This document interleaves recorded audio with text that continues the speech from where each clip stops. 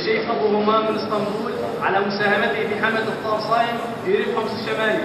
وسيتم توزيع هذه الوجبات على الفقراء والمحتاجين في مدينة كركيسة قرية المكرمية لليوم 28 من شهر رمضان المبارك في عام 1437 هجري 2016 ميلادي. وجزاه الله عنا وعن المسلمين كل خير.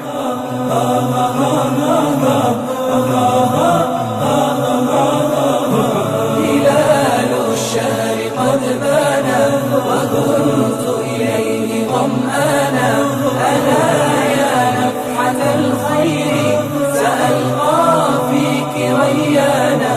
لك الرحمات والمن أيا من قام رمضانا، لك الغفران والعتق أيا من صام رمضانا.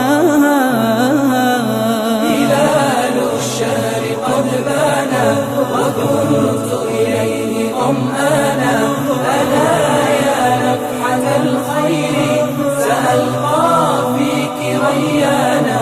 سأخلو فيك رمضاني برب الكون إيمانا، وليلي سوف يتقد بنور الله غفرانا.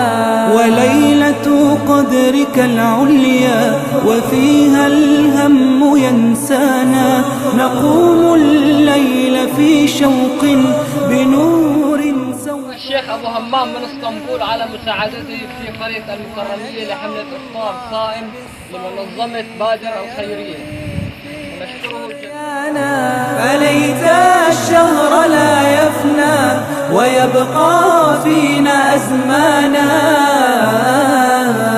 هلال الشهر قد بان وكنت إليه ظمآنا، ألا يا نفحة الخير سألقى فيك ريانا. هلال الشهر قد بان وكنت إليه ظمآنا، ألا يا نفحة الخير سألقى فيك ريانا.